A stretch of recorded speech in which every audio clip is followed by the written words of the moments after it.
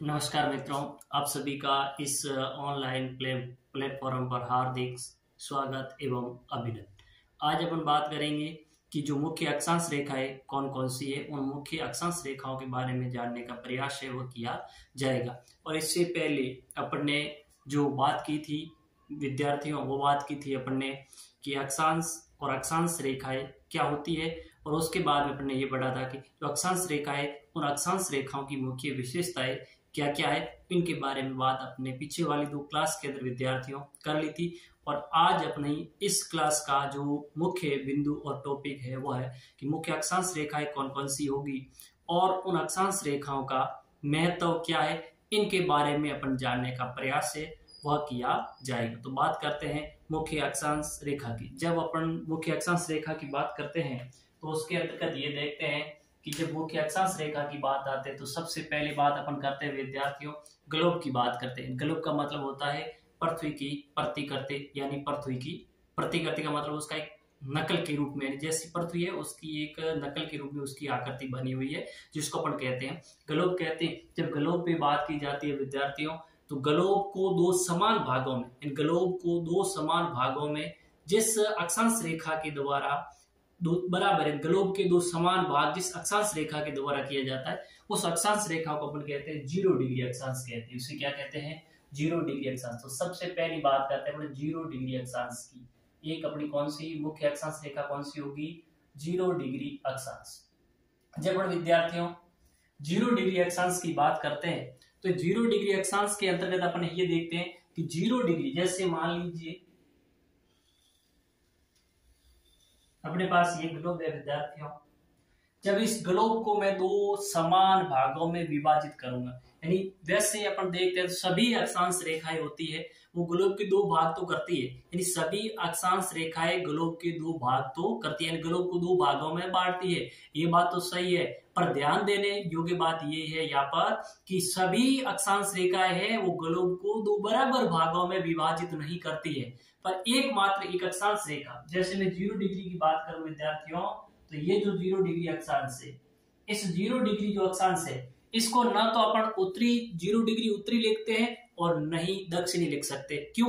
0 degree के आगे किसी प्रकार की दिशा का प्रदर्शन नहीं किया जाता है। क्यों? क्योंकि 0 डिग्री है ये एक ग्लोब को 2 बराबर भागों में बांटने का काम करती है। जब 0 डिग्री ग्लोब को 2 बराबर भागों में विभाजित करेगी तो इसके 2 भाग, यानी जैसे मान लो ये ग्लोब है, ये एक सर्किल है यानी गोला है, इस पे गोले के समान है। जब गोले के अपन 2 भाग करेंगे तो क्या बनेगा?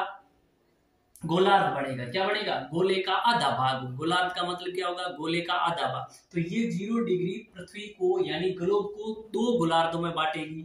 एक गोलार्ध को 0 डिग्री से ऊपर की ओर जो गोलार्ध है मित्रों, उसको अपन कहते हैं उत्तरी गोलार्ध। इसको क्या कहेंगे?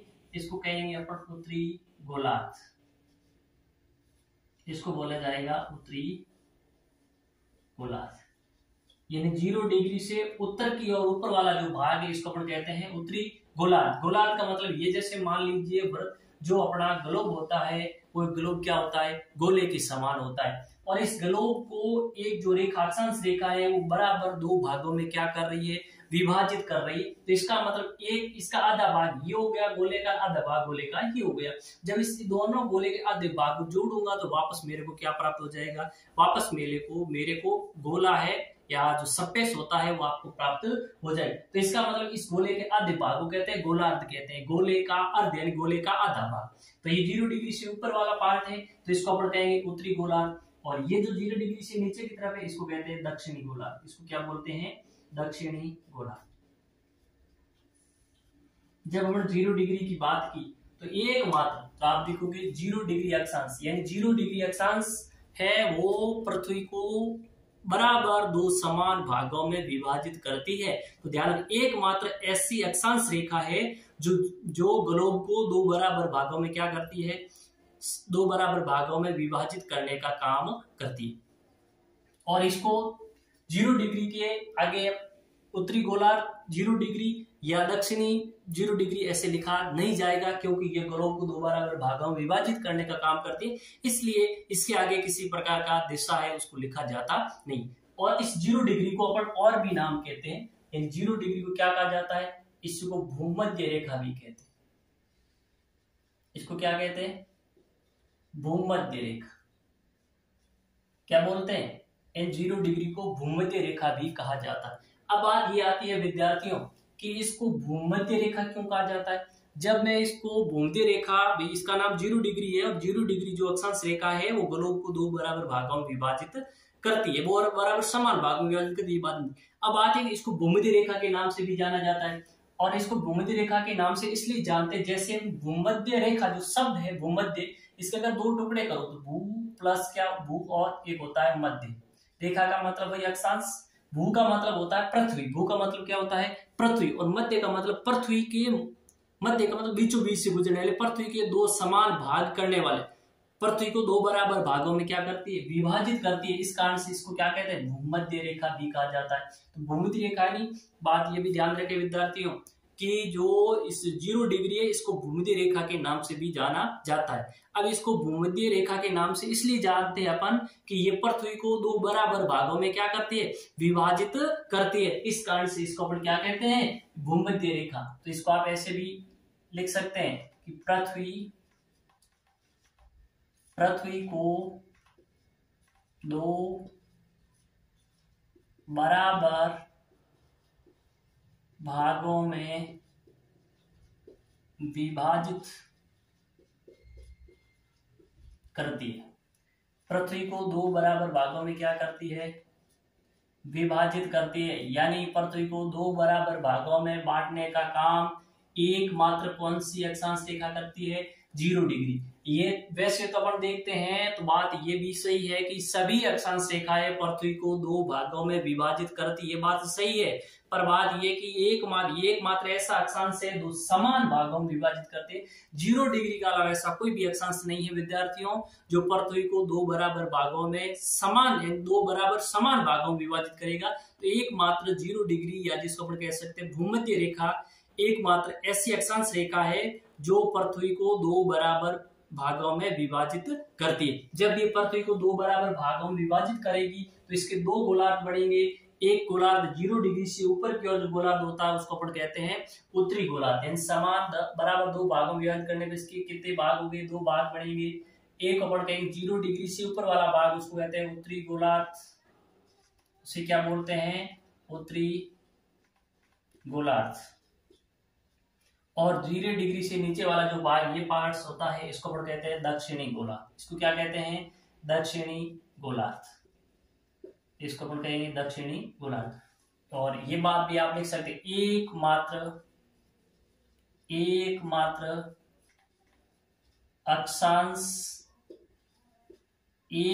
अक्षांश रेखा जो पृथ्वी को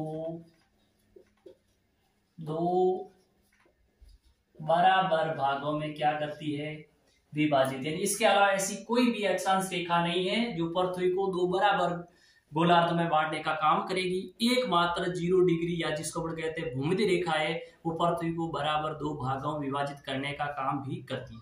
एक बात ही। दूसरा, यानी इसको क्या कहते हैं, भूमध्य रेखा कहते हैं। अब ये बात भी आपको समझ में आ गई कि इसको भूमध्य रेखा क्यों कहते हैं। जब मैं इसकी दूसरी बात करूं तो इसको क्या कहा जाता है, इसको अपन दूसरे नाम से भी जानते हैं और वो अपन इसको कहते हैं वर्धवर्त, ग्रेट सर्किल भी कहा जाता है। और इसको क्या कहते हैं, 0 डिग्री को अपन किस नाम से जानते हैं,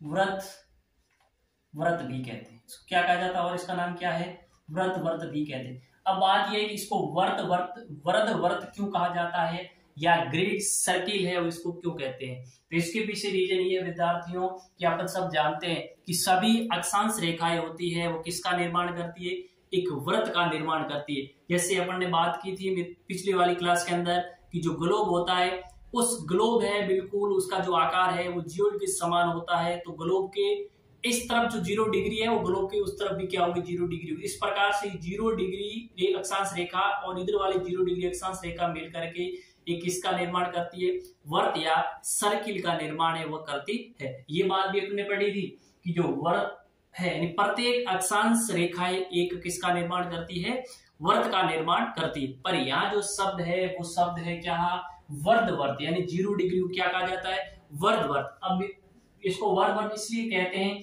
ये जो 0 डिग्री है ये भी एक वर्त का निर्माण करेगी। इस प्रकार से जैसे आगे मैं बढ़ूंगा तो यहाँ मान लो 5 डिग्री अक्षांश रेखा होगी, तो ये भी एक वर्त का निर्माण है वो करेगी। इस प्रकार से इधर भी 5 डिग्री अक्षांश रेखा है, ये भी एक वर्त का निर्माण। इस प्रकार से इधर जाओ, मान लो ये 65 डिग्री अक्षांश रेखा है, ये भी एक वर्त का क्या करेगी, निर्माण करेगी। पर बात ये है कि ये सारे वर्त जैसे जैसे 0 डिग्री से दूरों की ओर जाते हैं विद्यार्थी, जैसे जैसे 0 डिग्री से दूरों की ओर जाएंगे, तो ये जो अक्षांश रेखा है, इन अक्षांश रेखा जो जिन अक्षांश वर्तों का निर्माण करती है, जो अक्षांश वर्त बनेगी, उन अक्षांश वर्तों की परिधि क्या होगी, घटती जाएगी। उनकी परिधि क्या होगी, जैसे 65 डिग्री अक्षांश रेखा द्वारा जिस वर्त का निर्माण किया वो अक्षांश वर्त, और यहाँ मान लो 5 डिग्री जो अक्षांश रेखा जिसके द्वारा जिस अक्षांश वर्त का निर्माण किया जाए, इसकी परिधि अधिक होगी विद्यार्थियों और इसकी परिधि क्या होगी, कम होगी। जब परिधि कम होगी तो सीधी सी बात है कि जो वर्त बनेगा वो क्या होगा, आकार में इसकी तुलना में, यानी इस 65 डिग्री की तुलना में 5 डिग्री अक्षांश रेखा के द्वारा जो वर्त का निर्माण, वो वर्त का आकार बड़ा होगा, यहाँ पे वर्त का आकार क्या होगा विद्यार्थियों, छोटा होगा। तो ये अपने को ध्यान रखने की बात ये विद्यार्थियों, 0 डिग्री से जैसे जैसे दूरों की ओर जाएंगे तो जो अक्षांश रेखाएं होती है, उन अक्षांश रेखाओं द्वारा जो अक्षांश वृत्त का निर्माण किया जाता है, उन अक्षांश वृत्त की जो परिधि है वो क्या होगी, घटेगी। जब उनकी परिधि घटेगी तो सीधी सी बात है कि उसका आकार है क्या हो जाएगा, छोटा होता जाएगा। तो ये 0 डिग्री है, सभी अक्षांश जो रेखा है, सभी अक्षांश रेखाएं हैं वो अक्षांश वृत्त का निर्माण करती है, ये बात का ध्यान रखें। तो सभी अक्षांश वृत्त रेखाएं सभी अक्षांश वृत्त का निर्माण करती है, और उनके द्वारा जो भी अक्षांश वृत्त बनते हैं वो सभी अक्षांश वृत्तों की परिधि है वो 0 डिग्री जो अक्षांश रेखा है इसके द्वारा जो अक्षांश वृत्त बनेगा उसकी तुलना में क्या होती है, हमेशा छोटी होगी। यानी कहने की मतलब ये हुई, इस 0 डिग्री के अलावा जितने भी अक्षांश रेखा है, जिन भी अक्षांश वृत्त का निर्माण करेगी, उन सभी की जो परिधि है इस 0 डिग्री अक्षांश रेखा के द्वारा जो वृत्त बनेगा उसकी तुलना में क्या होगी, छोटी होगी। तो इसका मतलब है कि इस गलों पर सबसे बड़ा जो अक्षांश वृत्त बनेगा वो कौन सी अक्षांश रेखा बनाएगी, 0 डिग्री। यानी कहने का मतलब ये हुआ विद्यार्थियों कि ये जो ये ग्लोब है, इस ग्लोब पर सभी अक्षांश रेखाएं होती है, वो सभी अक्षांश रेखाएं अक्षांश वृत्त का क्या करती है, निर्माण करती है। पर यहाँ अपने को ध्यान ये रखना है कि सभी अक्षांश रेखाएं सभी अक्षांश वृत्त का निर्माण करती है, पर उन सभी अक्षांश वृत्तों की जो परिधि है वो 0 डिग्री अक्षांश रेखा के द्वारा 0 डिग्री अक्षांश रेखा के द्वारा जो अक्षांश वृत्त का निर्माण किया जाता है उसकी तुलना में क्या होती है, छोटी होती है। तो इसका मतलब ये हुआ कि संपूर्ण ग्लोब पर 0 डिग्री अक्षांश रेखा के द्वारा जिस अक्षांश 0 डिग्री अक्षांश रेखा के द्वारा जो अक्षांश वृत्त का निर्माण किया जाएगा वही अक्षांश वृत्त पूरे ग्लोब पे क्या होगा, आकार उसका बड़ा होगा। यानी उसकी परिधि अधिक है, इसका मतलब उसका आकार क्या होगा, बड़ा होगा। जब उसका आकार बड़ा होगा तो सीधी सी बात है कि इस 0 डिग्री अक्षांश रेखा को क्या कहते हैं, वर्धवर्त के नाम से भी जाना जाता है। तो आप इसको ऐसे लिख सकते हैं। बात आपकी समझ में आ गई होगी मित्रों कि अपन ने क्या बात की, अपने की वर्धवर्त 0 डिग्री को क्या कहते हैं, वर्धवर्त के नाम से भी जाना जाता है। और इसको वर्धवर्त इसलिए कहते हैं कि ग्लोब पर जितने भी अक्षांश रेखाएं होगी सभी अक्षांश रेखाएं अक्षांश वर्त का निर्माण करती है।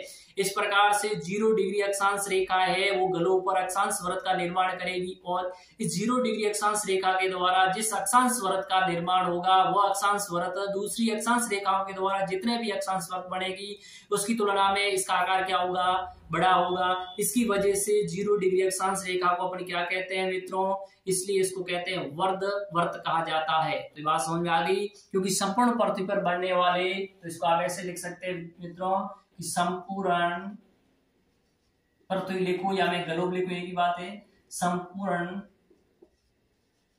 ग्लोब पर बनने वाले,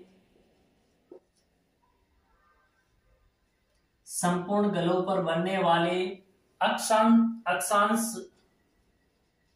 संपूर्ण ग्लोब पर बनने वाले अक्षांश जो वृत्त होते हैं, यानी अक्षांश वृत्त, संपूर्ण ग्लोब पर बनने वाले अक्षांश वृत्तों में यह सबसे बड़ा अक्षांश, ये सबसे बड़ा यह सबसे बड़ा अक्षांश क्या होता है? वृत्त होता है। इस कारण से इसे क्या कहा जाता है? इसे वर्त वर्त या इसको क्या कहते हैं? ग्रेट सर्किल है वो कहा जाता है। तो ये बात आपके समझ में आ गई होगी कि 0 डिग्री को पहले हमने कहा भूमध्य रेखा कहते हैं। क्यों कहते हैं ये भी कारण आपको समझ में आ गया।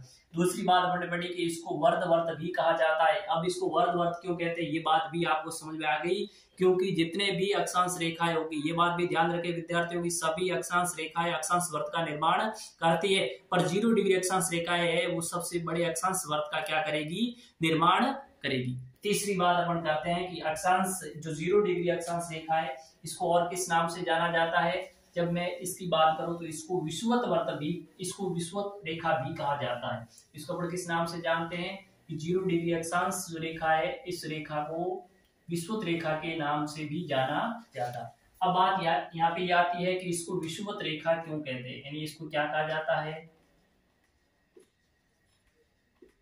विषुवत रेखा,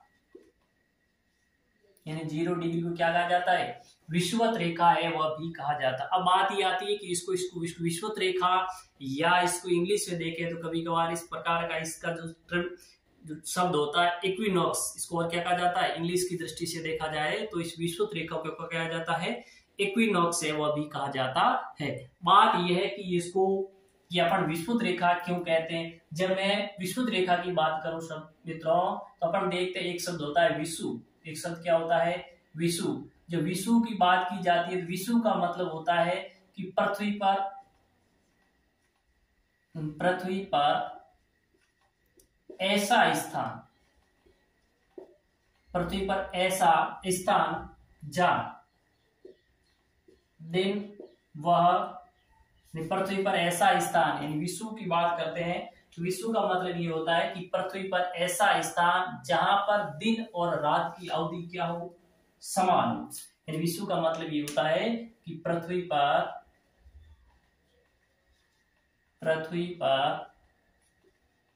ऐसा स्थान, पृथ्वी पर ऐसा स्थान जहां पर दिन व रात की अवधि क्या हो? समान हो। यानी अपन देखते हैं कि जो विषुवत है 0 डिग्री को विषुवत रेखा है वो क्यों कहा जाता है। जब इसकी अपन 0 डिग्री को विषुवत रेखा का कहते हैं, इसके पीछे कारण की बात करें विद्यार्थियों तो अपन देखते हैं विषुवत रेखा जो विषुवत है वो विषु से बना है। किससे बना है? विषु। जब अपन विषु की बात करते हैं मित्रों तो विषु का मतलब ये होता है कि पृथ्वी पर ऐसा स्थान जहां पर दिन और रात की अवधि क्या हो? समान। उस स्थान को अपन क्या कहते हैं? विषु कहते हैं। जो ग्लोब है उस ग्लोब पर ऐसी जगह जहां पर दिन और रात की अवधि क्या हो? समान, यानी जहां पे 12 घंटा दिन हो 12 घंटा क्या हो? रात हो। इसका मतलब उसको अपन क्या कहेंगे? उस स्थिति को भूगोल में क्या कहा जाता है? वो उस स्थिति जिस जो ग्लोब या जो पृथ्वी है वहां पर दिन और रात की अवधि समान है, इसका मतलब है भूगोल की भाषा में उस दिन और रात की अवधि समान है, उसको भूगोल की भाषा में कहा जाता है विषु कहते हैं। क्या कहते हैं उसको? भूगोल की भाषा में विषु कहा जाता है। तो इसलिए इसको विषुवत रेखा इसलिए कहा जाता है कि जो 0 डिग्री अक्षांश रेखा है इस अक्षांश रेखा पर सूर्य की किरणें सामान्यतः क्या पड़ती है मित्रों? सीधी पड़ती है। इस कारण से यहाँ पे जैसे अपन ग्लोब की बात करेंगे, जैसे मान लो ये मित्रों 0 डिग्री अक्षांश रेखा है तो इसका मतलब विषुवत रेखा ही है। इसको अपन विषुवत रेखा कहते हैं, इसको भूमध्य रेखा भी कहते हैं, इसको वर्त वर्त के नाम से भी जाना जाता है। जैसे मान लीजिए अपने यहाँ पे सूर्य है, मान लो यहाँ पर सूर्य है तो इस सूर्य से यहाँ पे जो किरणें पड़ेगी 0 डिग्री बिल्कुल क्या पड़ेगी मित्रों? जैसे मान लीजिए यहाँ पर ये सूर्य है आपका मित्रों, ये है सूर्य। अब इस सूर्य से जो किरणें आएगी तो 0 डिग्री पे तो क्या पड़ेगी मित्रों? बिल्कुल सीधी पड़ेगी। जैसे जैसे अपन दूरों की ओर जाएंगे तो इन किरणों की तिरछापन बढ़ता जाएगा और साथ साथ में इनकी लंबाई भी है क्या वो भी बढ़ती जाएगी। तो इसका मतलब होगा कि यहाँ पे सूर्य ताप की मात्रा ज्यादा होगी और जैसे जैसे दूरों की ओर जाएंगे तो सूर्य ताप की मात्रा क्या होती जाएगी? कम होती जाएगी। क्यों होती जाएगी? अब देखो दो रीजन है। पहला देखिए ये दूरी भी कम है, 0 डिग्री पर किरणें सीधी भी पड़ती है और इन किरणों को द्वारा तय किया गया जो मार्ग की लंबाई वो भी कम है। जैसे जैसे दूरों की ओर जाएंगे वैसे वैसे किरणों के द्वारा तय की गई दूरी भी बढ़ती जाएगी और किरणें कैसी गिरती जाएगी? तिरछी। और किरणें कैसी पड़ेगी? तिरछी। तो इसका मतलब यहाँ पे तापमान अधिक और उस तरफ तापमान क्या हुआ, धीरे धीरे तापमान कम होता जाएगा। तो इसका मतलब ये हुआ कि ये बिल्कुल है ना, सूर्य से किरणें 0 डिग्री पर क्या पड़ती है, सीधी पड़ेगी। जब 0 डिग्री पे सीधी पड़ेगी तो सामान्य हम देखते हैं कि 0 डिग्री के आसपास दिन और रात की अवधि में ज्यादा कोई अंतर नहीं होता है। और अपन सामान्य लिखते हैं कि 0 डिग्री या भूमध्य रेखा है या जो विषुवत रेखा है, वहां पर दिन और रात की जो अवधि होती है वो कितनी होती है, 12 घंटा होती है। अवधि कितनी होती है, 12 घंटा। इसकी वजह से अपन 0 डिग्री को क्या बोलते हैं, विषुवत रेखा कहते हैं। क्या कहते हैं, 0 डिग्री को विषुवत रेखा। अब आपकी बात समझ में आ गई होगी कि 0 डिग्री को विषुवत रेखा क्यों कहते हैं। इसलिए कहते हैं कि 0 डिग्री पर सूर्य की किरणें बिल्कुल सीधी पड़ती है और वहां पे सामान्य दिन और रात की अवधि कितनी होती है, 12 घंटा ही होती है। और जैसे जैसे दूरों की ओर जाएंगे तो दिन की अवधि बढ़ेगी। और वैसे दिन और रात भूगोल की भाषा में दिन ही होता है, रात की कोई परिभाषा है ही नहीं। और अगर अपन देखें दिन का मतलब, रात का मतलब भूगोल में ये होता है कि जब जो भाग सूर्य के सामने नहीं है उसको अपन कहते हैं रात कहते हैं, और जो सूर्य के सामने है उसको क्या कहा जाता है, दिन। लेकिन भूगोल की भाषा में रात शब्द का उपयोग नहीं किया गया है। तो इसका मतलब ये हुआ विद्यार्थियों कि जो 0 डिग्री है उसके आसपास सूर्य की किरणें बिल्कुल सीधी पड़ेगी, जिसकी वजह से यहाँ दिन और रात की अवधि क्या होती है, समान होती है। इसी वजह से इसको विषुवत रेखा के नाम से भी जाना जाता है। विषु का मतलब ये होता है विद्यार्थियों कि पृथ्वी पर एक ऐसी जगह, ऐसा स्थान, कोई क्षेत्र जहाँ पे दिन और रात की क्या होती है, अवधि समान होती है, उसको अपन क्या कहते हैं, विषुवत रेखा कहते हैं। और पृथ्वी पर वो जगह है वो मित्रों 0 डिग्री के आसपास दिन और रात की अवधि क्या होती है, समान बनी रहती है। इसके अलावा संपूर्ण पृथ्वी पर दिन और रात की अवधि भी क्या होती है, समान होती है, वो डेट होती है। जब पूरे ग्लोब की बात की जाए तो इस ग्लोब पे 2 दिन ऐसे होते हैं, उन 2 दिनों के अंदर संपूर्ण ग्लोब पर दिन और रात की अवधि क्या होती है, समान होती है। वो मित्रों 2 दिन कौन सा है, एक होता है आपका 21 मार्च होता है। ये कौन सा दिन होता है, 21 मार्च, यानी 21 मार्च। और एक होता है 23 सितंबर। ये कौन सा होता है, 23 सितंबर। तो ये भी ध्यान रखें विद्यार्थियों कि 21 मार्च और 23 सितंबर 2 ऐसे दिन है जिस दिन संपूर्ण ग्लोब या संपूर्ण पृथ्वी पर दिन और रात की अवधि क्या होती है, समान होगी। 12 घंटा ही वह दिन होगा और 12 घंटा ही क्या होगी, रात। इन कहने का मतलब ये हुआ कि संपूर्ण पृथ्वी सिर्फ इन 2 दिनों, कौन से 2 दिन, एक 21 मार्च और एक 23 सितंबर, इन 2 दिनों के अंदर संपूर्ण जो ग्लोब है या जो संपूर्ण पृथ्वी है उस पर दिन और रात की 12 घंटा ही आपका दिन होगा और 12 घंटे क्या होगी, रात होगी। लेकिन इन 2 तारीखों के अलावा कभी भी दिन और रात की अवधि है वो समान, संपूर्ण ग्लोब पर दिन और रात की अवधि समान नहीं होगी। पर 0 डिग्री के आसपास समान है तो दिन और रात की अवधि 12-12 घंटे ही होती है। तो इस प्रकार से अपन ने बात की 0 डिग्री के बारे में। जब 0 डिग्री की बात की तो उसमें अपने 3 विशेषता देखी। एक अपन ने ये भी देखा कि 0 डिग्री को अपन भूमध्य रेखा कहते हैं, क्यों कहते हैं इसके बारे में अपन ने जाना। और उसके बाद करते हैं, अपन ने देखा कि इसको वर्त यानी 0 डिग्री को और किस नाम से जानते, वर्त के नाम से भी जाना जाता है। क्यों जानते ये भी बात अपन ने कर ली। और उसके बाद में ये भी देखा कि जो 0 डिग्री है इसको विषुवत रेखा भी कहा जाता है। अब विषुवत रेखा क्यों कहते हैं ये बात भी अपन ने जान ली। अब एक मुख्य अक्षांश रेखा के बारे में चर्चा की और वो अक्षांश रेखा है 0 डिग्री अक्षांश रेखा। इसके बारे में विस्तृत रूप से अपन ने जानकारी प्राप्त कर ली। अब मित्रों बात ये आती है कि जैसे 0 डिग्री से जैसे अपन ग्लोब की बात करते हैं तो जो ग्लोब होता है मित्रों वो 23.5 डिग्री क्या है, जो पृथ्वी है। आप बाजार के अंदर जब ग्लोब खरीदने जाओगे तो आपको बिल्कुल सीधा नहीं मिलेगा मित्रों, जो ग्लोब है वो थोड़ा सा झुका हुआ मिलेगा। और उस झुका हुआ मिलने के पीछे रीजन ये है कि अपने को पता है और अपन अच्छी तरह से उनके बारे में जानते भी है कि जो पृथ्वी है वो 23.5 डिग्री क्या है, झुकी हुई, सीधी नहीं है। अगर पृथ्वी सीधी होती, अपने अक्ष पे 23.5 डिग्री झुकी हुई नहीं होती मित्रों, तो सभी जगह दिन और रात की अवधि में ज्यादा कोई अंतर नहीं होता। और ये जलवायु परिवर्तन और ये मौसम परिवर्तन है वह भी, उस पर भी ज्यादा कोई परिवर्तन है वो भी नहीं होता। पर बात ये है कि अपनी जो पृथ्वी है वो अपने अक्ष पे 23.5 डिग्री क्या है, झुकी हुई है। और जिसकी वजह से जब अपन जो 23.5 डिग्री झुकी हुई है तो इसका मतलब कुछ भाग सूर्य के बिल्कुल पास होगा और कुछ भाग सूर्य से क्या होगा मित्रों, दूर होगा। जो सूर्य के पास होगा वहां तापमान ज्यादा होगा और सूर्य से दूर होगा वहां तापमान क्या होगा, कम होगा। तो इस स्थिति को देखते हुए जब हम ग्लोब की बात करते हैं तो जो सूर्य के कहने का मतलब जहां पे सूर्य का ज्यादा प्रभाव रहता है वो 23.5 डिग्री उत्तरी